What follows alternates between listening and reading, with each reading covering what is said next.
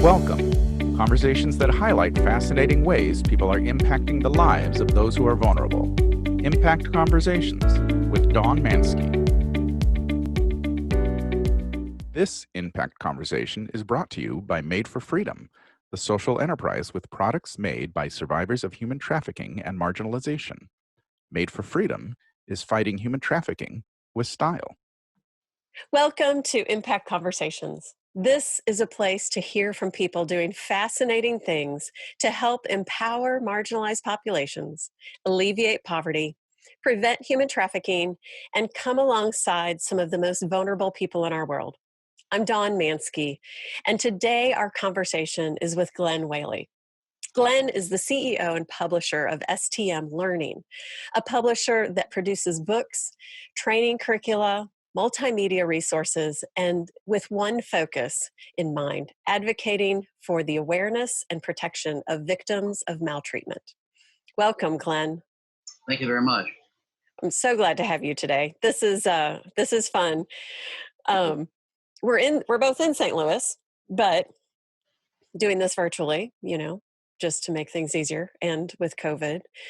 But Glenn and I met, 4 years ago, maybe? Probably, something like that. A conference on crimes against children, I believe. In Dallas. In Dallas, yes.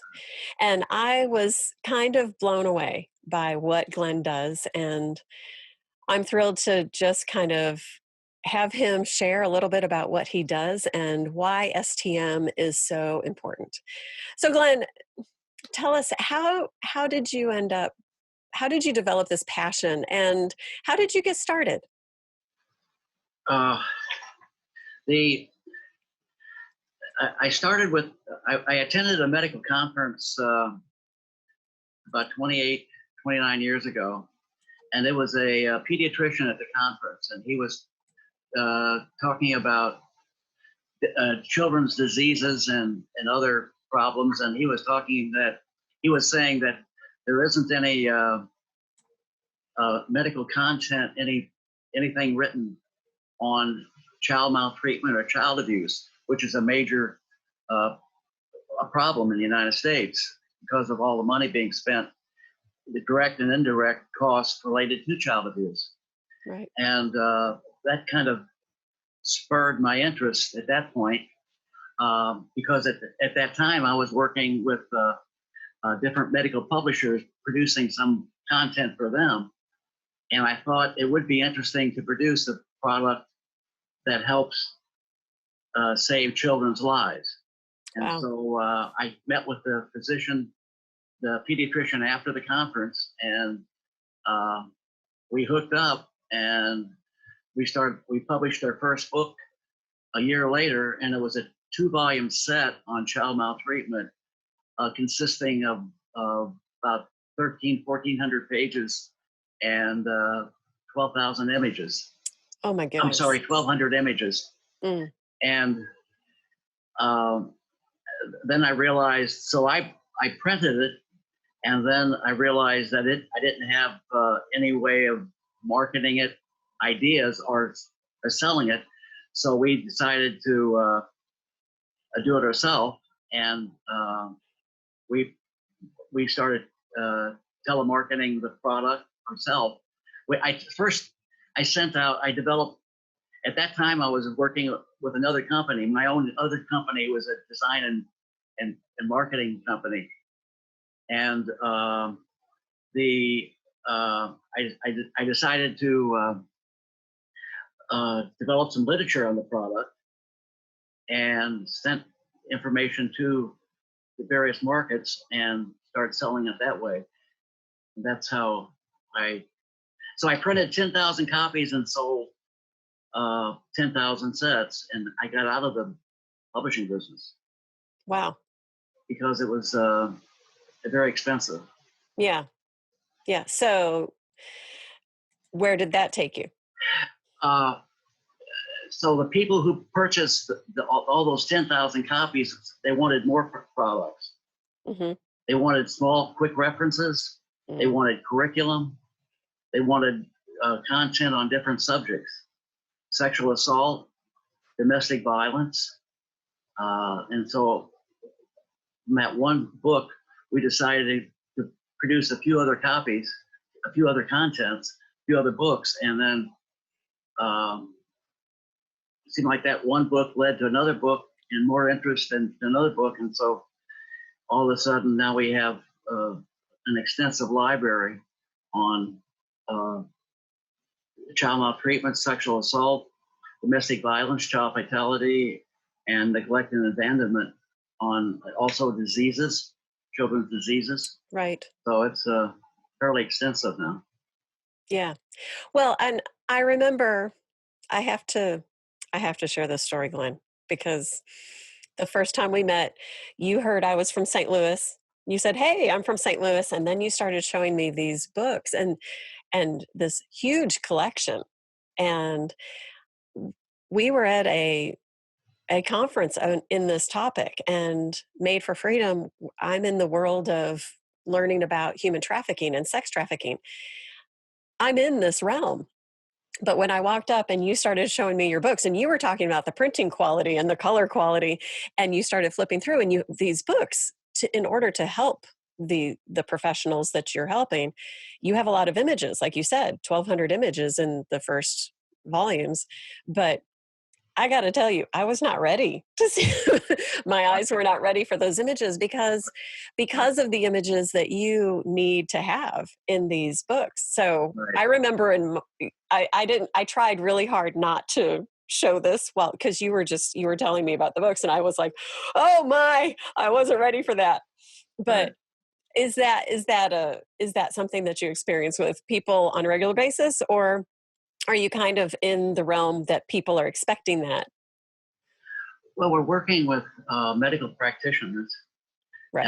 as well as investigators, child abuse investigators, uh, prosecuting attorneys, and it's our content is structured to help identify, interpret, report different forms of abuse and assault. Right. So So they're more ready for it than I was. they're more ready for it. I sell necklaces and bracelets that are pretty. You know, like- Yeah. Well, you have, and our books are help. It helps. Our books are serves physicians to help with diagnosing and treat different forms of abuse. wow. And so it seems like the images help with Mhm. that explanation of what a certain injury would look like. And Right. so that's the reason why we have a lot of it, very Well, graphic images. and I mean, I think one of the things I remember you saying was, because at this conference there were a lot of police and law enforcement. Right. And they're not necessarily, a medical professional, that's their world. But law enforcement, sometimes they end up in a situation and they need to be able to identify and to be able to resource some pictures. And the investigators and legal professionals, I mean, I understood medical professionals, and they're going to be ready for this, and this is their world. But who are some of the other people that this is really benefiting? I mean, you've listed off some of them, but like law enforcement, medical. Um, well, you first have to be able to identify the event of the injury, Mm, and then after that, uh, if it's suspected of being abused, then they call in law enforcement, and then from law enforcement it goes to a prosecutors. mm, So it's a team effect in identifying and um, determining if it's a real child abuse case or if it's not. Um, there's a lot of mimics of child abuse. really? So the idea would be to make sure that it is 100% a certain aspect of an injury is dealing with child abuse. So there's also an investigative process. Hmm. So it's not from the caregiver. They interview the caregiver if it's suspected, and it goes from there. It goes also to law enforcement, and if law enforcement feels that it's a form of abuse, then it goes, then he writes a case up and it goes to a prosecutor. So it's just not the content that we produce has a multi